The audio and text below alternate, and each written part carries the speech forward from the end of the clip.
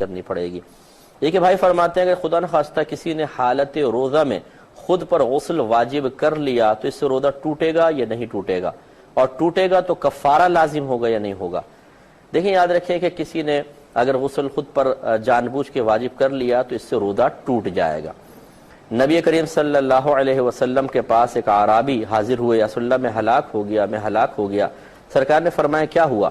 رمضان کے دن تھے، کہنے لگے کہ میں حالت روزہ میں تھا، میری زوجہ بھی حالت روزہ میں تھی اور مجھ سے غلطی سرزد ہو گئی، یعنی ہم نے جسمانی تعلق قائم کر لیا۔ تو رحمت کونین صلی اللہ علیہ وسلم نے فرمایا کہ تمہارا روزہ ٹوٹ گیا، اب تم اس کا کفارہ ادا کرو۔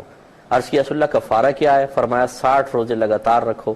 ان عرابی نے عرض کیا رسول اللہ یہ روزوں کی وجہ سے ہی تو یہ مشکل آئی ہے، یعنی میں روزے میں صبر نہ کر سکا اور اس طرح ہو گیا، تو 60 روزہ صبر کیسے کر سکوں گا؟ تو سرکار نے شاید فرمایا تم 60 مسکینوں کو کھانا کھلا دو۔ عرض کیا رسول اللہ میں یہ بھی نہیں کر سکتا ہوں، میں غریب آدمی ہوں۔ تو رحمت کونین صلی اللہ علیہ وسلم نے فرمایا کہ بیٹھ جاؤ۔ تھوڑی دیر بعد ایک کھجور کا ٹوکرا سرکار کے پاس آیا، تو سرکار نے فرمایا وہ شخص کہاں ہے؟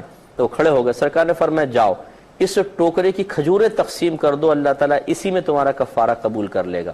تو وہ عرابی فوراً بولے یا رسول اللہ یقین کیجئے کہ پورے مدینے میں مجھ سے زیادہ ان کھجوروں کا مستحق کوئی بھی نہیں ہے۔ تو سرکار نے شاید فرمایا جاؤ تم کھاؤ، اپنے گھر والوں کو کھلاؤ، اللہ تعالیٰ اسی میں کفارہ پورا کر دے گا۔ تو خلاصہ کلام یہ ہوا کہ معلوم ہوا کہ جسمانی تعلق قائم کرنے سے روزہ ٹوٹ جاتا ہے اور کفارے کا سبب بنتا ہے۔ اس کو بنیاد بنا کر فقہا نے فرمایا کہ غسل واجب کرنے میں بھی چونکہ اسی طرح جسمانی تعلق والا معنی پایا جاتا ہے کہ اس سے بھی غسل واجب ہوتا ہے، اس سے بھی ہوتا ہے، تو وہ بھی روزہ ٹوٹنے کا سبب بنے گا، یہ بھی روزہ ٹوٹنے کا سبب بنے گا۔ لیکن فرق یہ ہے کہ جب جسمانی تعلق قائم ہوتا ہے تو اس میں جنایت یا جرم کامل ہوتا ہے، کہ جہاں مکمل لذت حاصل ہو، مکمل مزہ حاصل ہو، اس سے روزہ توڑا جائے تو وہاں کہتے ہیں جرم کامل ہے، جنایت کامل ہے، اس کا نتیجہ کفارہ ہے۔ اور یہاں پر اگر خود اپنے اوپر غسل واجب کیا جائے تو اس میں بھی ایک یک گنا لذت تو ہے لیکن کامل نہیں ہے، تو لہٰذا یہاں جنایت ناقص کہلائے گی، اور جہاں جنایت ناقص ہوتی ہے وہاں کفارہ نہیں ہوتا بلکہ صرف قضا ہوتی ہے، لہٰذا اس فعل پر قضا ہے، روزہ ٹوٹ جائے گا اور قضا ہے۔